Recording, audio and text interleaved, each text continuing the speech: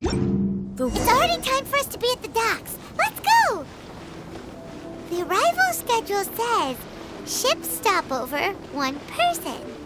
Does that mean we're only welcoming 1 guest today?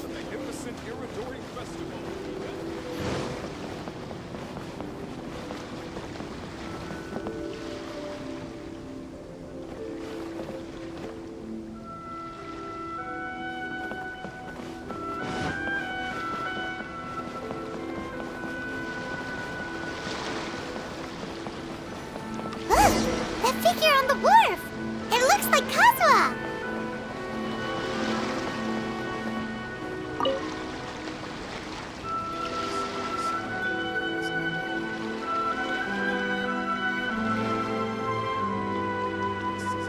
Greetings, traveler in Paimon.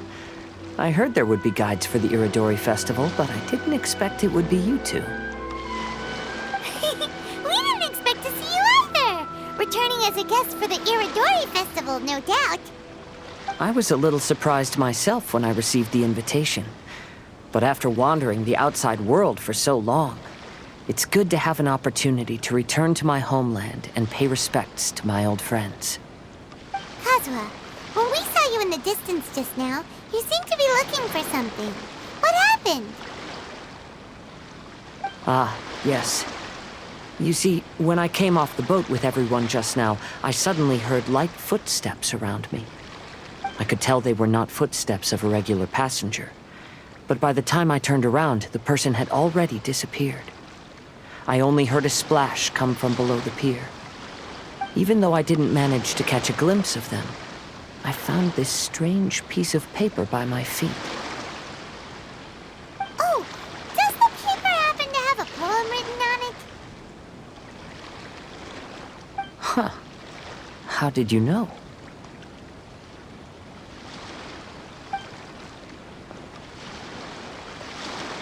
Fascinating. It's almost hard to believe such things could happen. Sure, here it is. Please, have a look.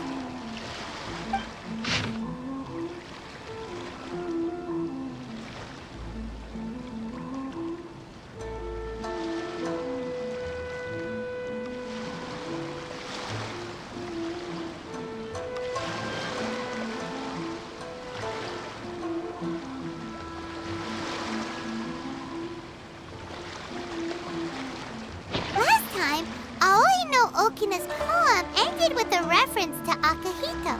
And sure enough, this is a story about him. The story this time basically says that Akihito got his name from his love of red seals.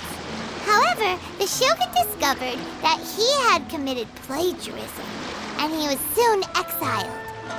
Well, if Paimon were to rate today's story, it sounds pretty unfortunate. I don't think there's anything particularly wrong with this story. I too was once wanted as a criminal by the shogunate.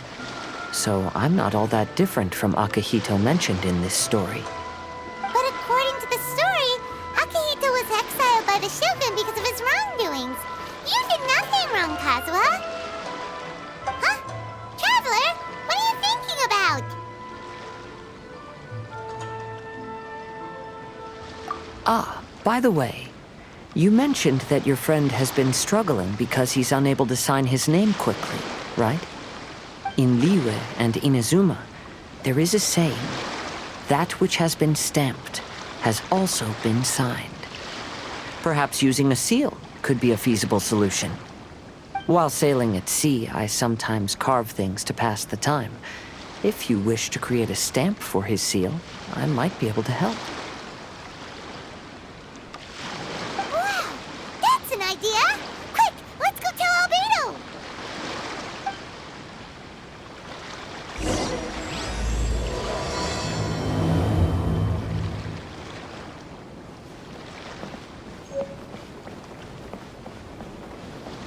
Seeing the sun, rising day.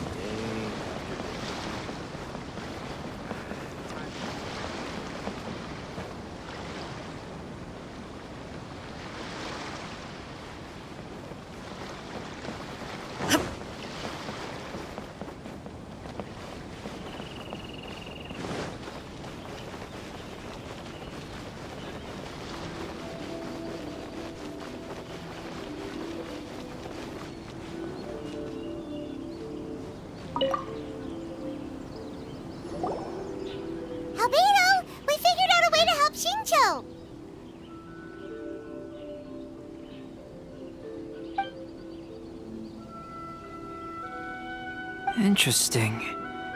A story of the 5 Kasen appears again, and with a timely solution. A stamped seal, huh? Let me think. Indeed, it is an efficient solution. If we use a stamp, then Xingxue won't have to struggle with his handwriting anymore. However, since Xingqiu's signature has been previously revealed to the readers, it would seem insincere if he only used the stamped seal for his new books. But I have another idea. Using a seal is a part of it, of course. Let's go to Ouya Restaurant now to discuss my idea with everyone. Competition is now underway. Take part and win prizes.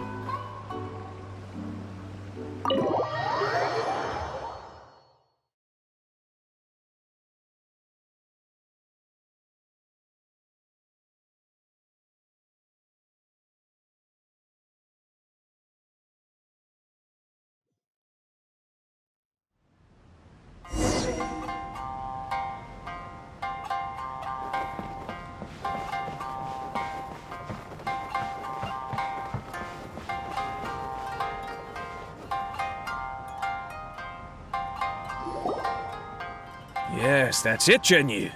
Your writing has greatly improved today, which means yesterday's intensive training was effective. My apologies, but I simply can't do it anymore. My hands are so sore that I can't even move them anymore. I should have known better than to read novels during calligraphy class. You just had a 10-minute break. Come on, you can do this. When it comes to pushing a deadline, there's no one more brutal than Mr. Hirayama. No wonder Lady Yai would always send the editorial director to handle troublesome authors. Whoa, this is getting scary. It hasn't even been that long and Shicho's already zombified. Mr. Hirayama, we found a solution that might just solve our dilemma. In both Liyue and Inazuma, seals are widely used as the equivalents of a signature. If we use a stamp to leave the author's seal on the books, then we could make the signature process a lot easier. Of course, a seal on its own is not enough. So, I propose that each signature consists of 2 parts. First, we'll use a personalized seal. We can simply carve one using Chenyu's signature as the design. In addition, I'll also design a simple but elegant pattern that's easy for Chenyu to write. That way, he will only need to draw a simple pattern on each book. Let me think. All right, I think that would work.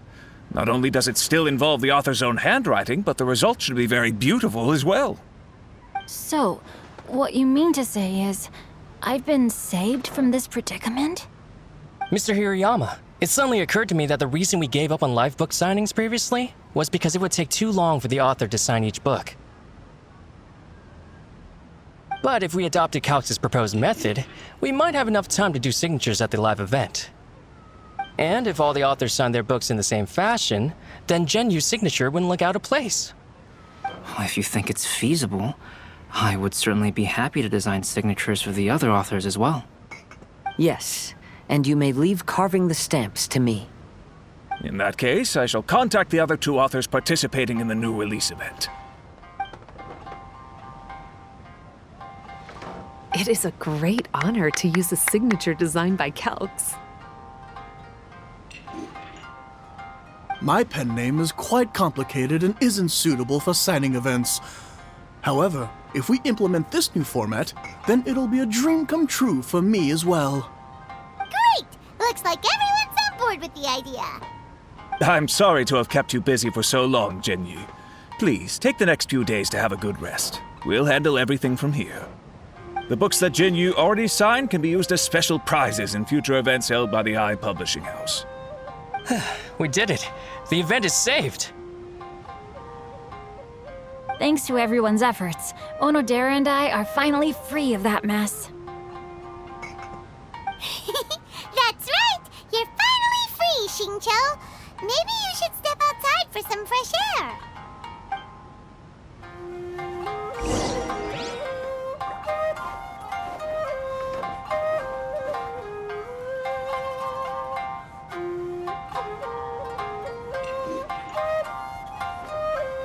Welcome to Uyu Restaurant. Please talk to me if you want to order.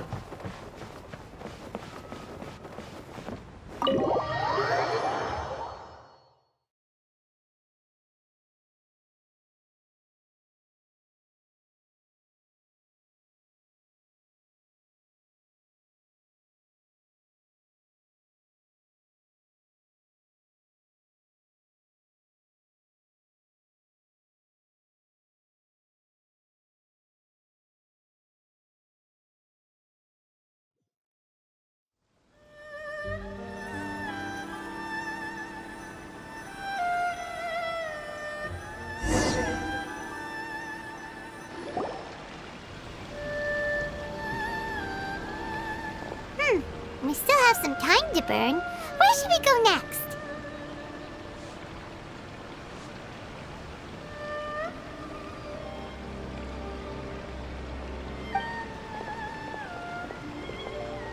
Traveler, there you are.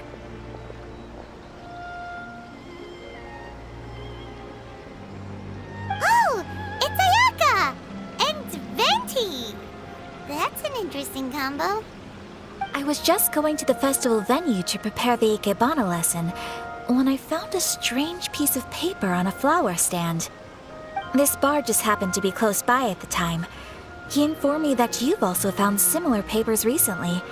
As such, we came together to find you two. But the paper she found isn't quite the same as the ones we found before. Here's the paper. Please have a look.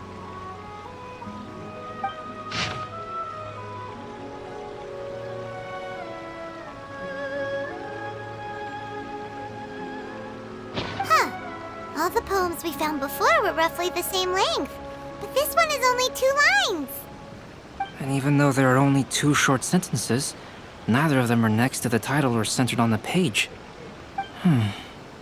The position of the writing seems to indicate that there is other content written on this paper besides these 2 lines. If we take the poem literally, it reads, "Dip this paper in water and see the truth naturally appear."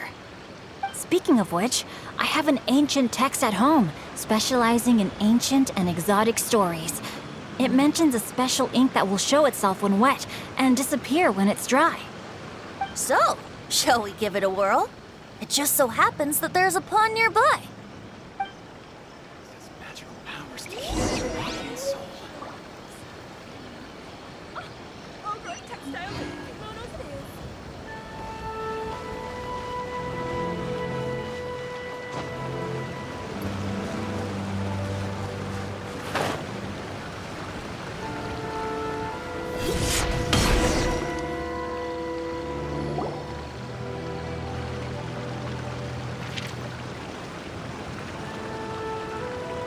Wow, look! It's really working! More words have appeared on the paper! Let Paimon see what it says.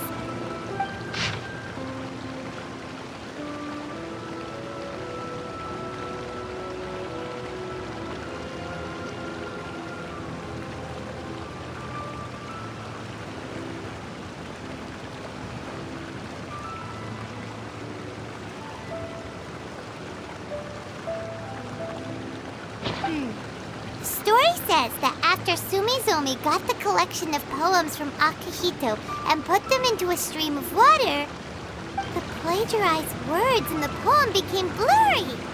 Huh? Why would that happen? You see, Paimon, in the past, when printing was not yet well developed, handwritten text could easily become smudged in books when exposed to moisture. To ensure the text lasted longer, They'd either write using a special ink or coat the paper's surface with a waterproof coating once the writing was finished.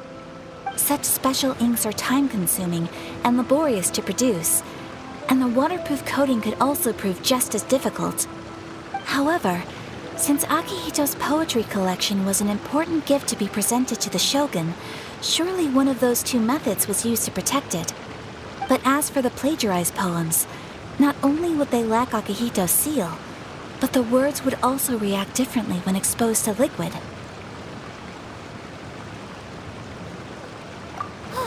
Which means Akihito didn't plagiarize his work. He was set up! Yes, it appears that this is the truth that Sumizome's story is trying to convey. Although the story is saddening, I've decided on the subjects to use for Akihito and Sumizome's portraits. Kazuha, Ayaka, would you be willing to be the models for my paintings? I would be delighted.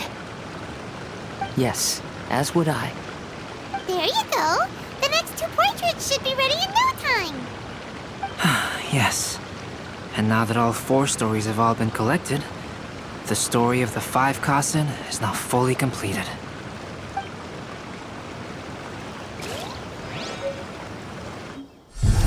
Long ago, Inazuma had 5 legendary poets. People bestowed upon them the title of the 5 Kasen. One year, the poet Suiko made his way to Tenshukaku and presented the Kasen's work for the shogun's perusal. But a page from the works of Aoi no Okina had been torn out, and Suiko was questioned regarding the matter. Suiko pleaded guilty. He admitted to drinking at the tavern the night before, and vaguely recalled a mysterious figure approaching while he was intoxicated. That figure was none other than Aoi no Okina himself. This turn of events had begun with an unnamed individual, under whose coercion, Aoi no Okina was forced to take drastic measures to retrieve a page of poetry. He knew nothing of this individual's true intentions. All he knew was that the poem had to do with an old acquaintance, Akihito. Akihito had once belonged to the 5 Kasen. Each poem he composed, he marked with a scarlet red seal, hence the Aka in his name. Such a distinguished writer was he, and yet one of the poems he had submitted the previous year was found to be plagiarized. Akihito was exiled for his crimes, and only 4 of the 5 Kasen remained. Sumizome went over Akihito's poems and noticed that the plagiarized poem lacked his seal. She immersed his poetry in a stream nearby, and only on the plagiarized poem did the ink run.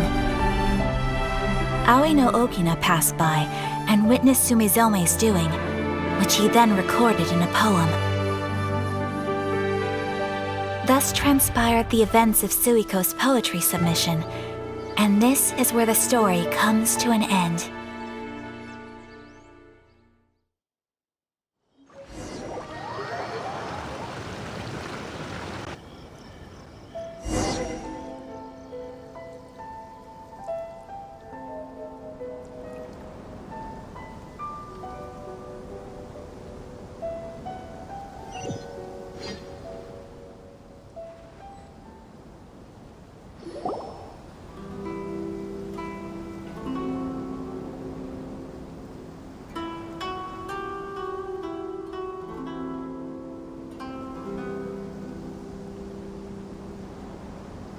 Welcome home, almighty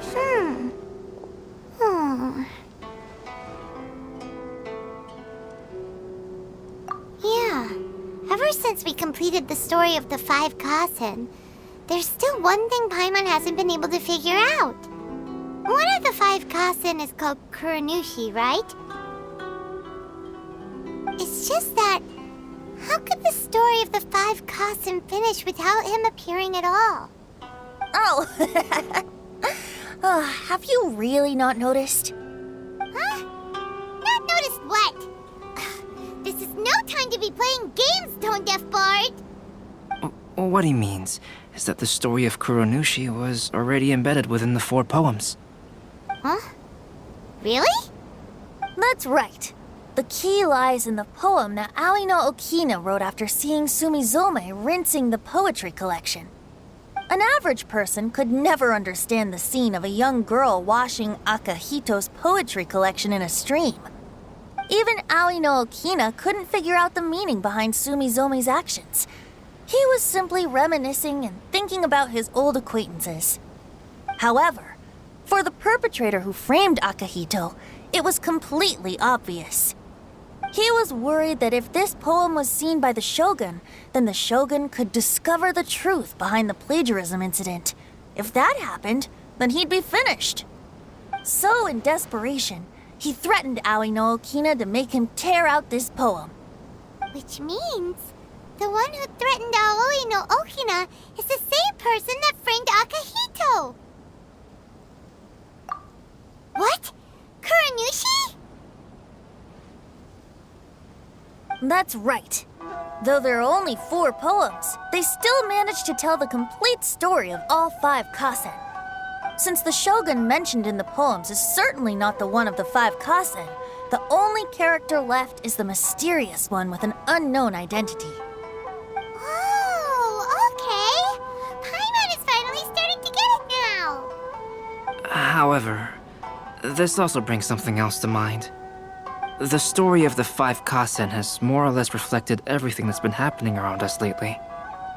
Which begs the question, is there a Kuronushi in our world as well? A Kuronushi? In our world? Speaking of which, I wonder if our dear Kazuha has come up with anything.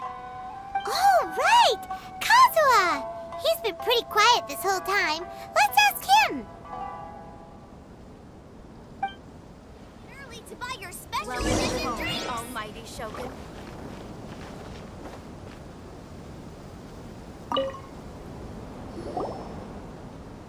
Hey, Kazuha!